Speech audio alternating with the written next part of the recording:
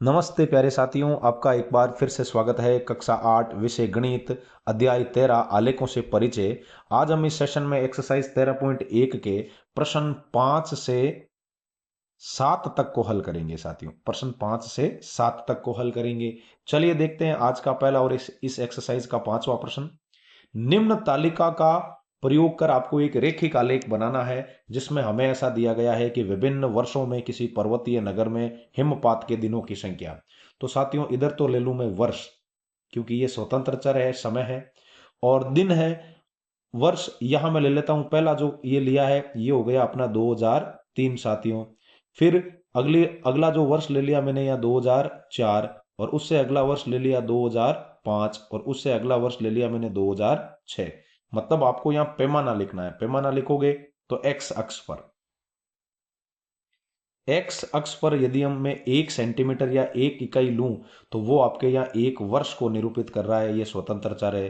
अब वाई अक्ष की बात करें तो वाई अक्ष पर जो आपका पैमाना है, वाई अक्ष पर जो 1 सेंटीमीटर है, वो यहाँ देखिए दिनों की संख्या है, और मेरे पास यहाँ कॉलम अधिकतम है वो 10 कॉलम ही है, और दिनों की संख्या 12 है। तो मैं एक कॉलम पर आपके दो दो का पाड़ा लिख देता हूँ। यहाँ हो जाएगा आपके 2, ये हो गया 4, ये हो गया 6, ये हो गया 8, ये हो गया 10, ये हो गया 12, ये हो गया 14। मतलब इधर दे दिया हमने दिन वाई अक्ष पर। ये आपका मूल बिंदु हो गया ओ, और ये एक्स अक्ष है, ये आपकी हो गई वाई अक्ष। अब आपको बताना है कि वर्ष 2003 में कितने दिन हिमपात हुआ था। तो वर्ष 2003 में आपके 8 दिन हिमपात हुआ था, तो ये मैंने 8 के सामने यहाँ एक बिंदु दे दिया। वर्ष 2004 में 10 दिन हिमपात हुआ था, तो यहाँ मैंने इसको 10 पर ले लिया वर्ष 2004 में। वर्ष 2005 में साथियों 5 दिन हिमपात हुआ था, तो 5 है वो आपके 4 और 6 के बीच में, 4 और 6 के बीच में ये 10 छोटी छोटी लाइनें हैं। तो इसमें से देखिए पहली, दूसरी, तीसरी, चौथी और 5वीं लाइन पर मैं आपके यहाँ बिंदु दे रहा हूं, तो बीच में ले लिया। 2006 में जो जो ताप आपके हिमपात की संख्या थी वो 12 हो गई। अब मैं इनको जब मिलाऊं तो इस तरीके से देखिए ये मिलेगा। तो हल्के हाथ से आपको इस तरीके से मिलाना, डॉट डॉट करके। चलो, इसको आपने इससे मिला दिया, फिर इसको आप इससे मिला दो, और फिर इसको इससे मिला दो। तो ये ग्राफ है वो आपके कहीं से भी टूटा हुआ नहीं है। तो ये अपना रेखिक आलेख हो गया। चलिए देखते हैं इसका बी। इसके बी में हमें बोल रहा है विभिन्न वर्षों में एक गांव में पुरुषों व स्त्रियों की संख्या हजारों में दी गई है, जिसमें आपको वर्ष 2003, 4, 5, 6 और 7, 3, 4, 5, 6 और 7, 5 वर्षों के अंदर आपको पुरुषों की भी संख्या अलग दी है, स्त्रियों की संख्या भी अलग दी है। तो स्त्रियों की संख्या, पुरुषों की संख्या हजारों में है। तो एक्स अक्ष पर मैंने ऐसा कर लिया कि 2 सेंटीमीटर बराबर एक कॉलम मान लिया। तो एक्स अक्ष पर वर्ष है वो आपके समय स्वतंत्र चर है। तो यहां से स्टार्ट में देखो जिग जैग के द्वारा मैंने 3 ले लिया, फिर 2 सेंटीमीटर बराबर ये अपने एक वर्ष हो गया, फिर अगले 2 सेंटीमीटर बराबर भी हमने एक वर्ष ले लिया। अब जब हम आगे देखें वाई एक्स पर पैमाना लें तो हम लोग ऐसा कर रहे हैं कि वाई एक्स पर 500 व्यक्ति ले रहे हैं आपके 1 सेंटीमीटर बराबर। और शुरुआत में पहला कॉलम के बाद मैंने यहाँ 11,000 से शुरू किया है, फिर 11,500, 12,000, 12,500, 13,000, 13,500 और 14,000। मतलब हमें ऐसा करना है कि पुरुषों की जो संख्या है उसको याद रखना है जैसे मैं ब्लैक कलर से, और स्त्रियों की जो संख्या है उसको मैं थोड़ा यहाँ रेड कलर से शो करूंगा ताकि अलग अलग आपको नजर आ जावे। चलिए अब देखिए पहले पुरुषों की अताई कर ले में। तो वर्ष 2003 के अंदर 12,000 पुरुष है। तो वर्ष 2003 के अंदर 12,000 मैंने यहाँ दे दिया आपके, ये हो गए 12,000। वर्ष 2004 में है 12.5। तो वर्ष 2004 में यहाँ देखो, आप देख पा रहे हैं इस तरफ से ये 12.5 है, देखिए आप। और अब 2005 की जब ये बात करें तो 2005 में हो जाएंगे पुरुष बढ़ करके 13,000। तो यह मैंने ले लिया इसको 13,000 पर। और वर्ष 2006 में पुरुष हो गए 13.2 साथियों। तो 13,000 तो आपके यहाँ यही हो गया। और फिर 13,000, 13,200 है, 200 है, तो मुझे ऐसा करना है कि 13,200 है, यहाँ है 13,500। तो मतलब 1 सेंटीमीटर के अंदर आपके 500 आदमी बढ़ रहे हैं। तो आप 1 मिलीमीटर के अंदर एक छोटे खाने में आपके 50 आदमी बढ़ेंगे, तो चौथा छोटा जो कॉलम होगा उसको मैं यहाँ सेलेक्ट करूंगा। तो जैसा कि आप देख पा रहे हो, पहला, दूसरा, तीसरा और चौथा, या मैंने देखो मतलब आपके बिंदु दिया चौथे कॉलम में।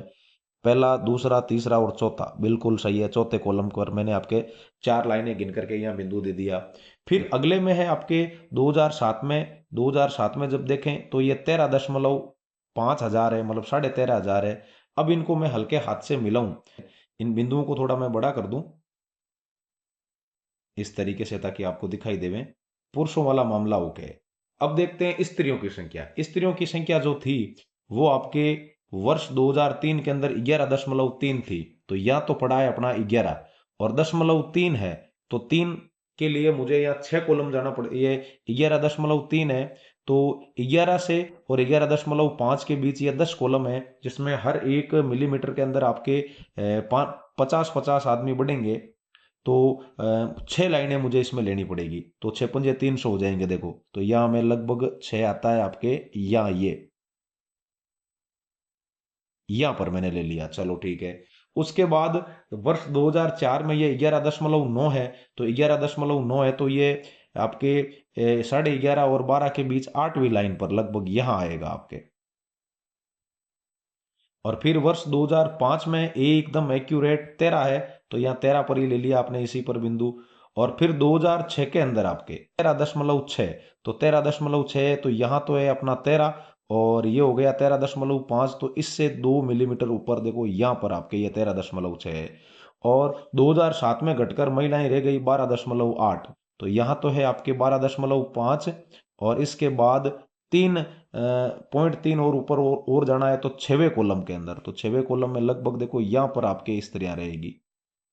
अब इनको जब आप मिलाएंगे हल्के हाथों से, तो इस तरीके से हमने ये रेखिक आलेख बनाए हैं महिलाओं और पुरुषों की संख्याओं के बीच। चलिए देखते हैं आज का अगला प्रश्न।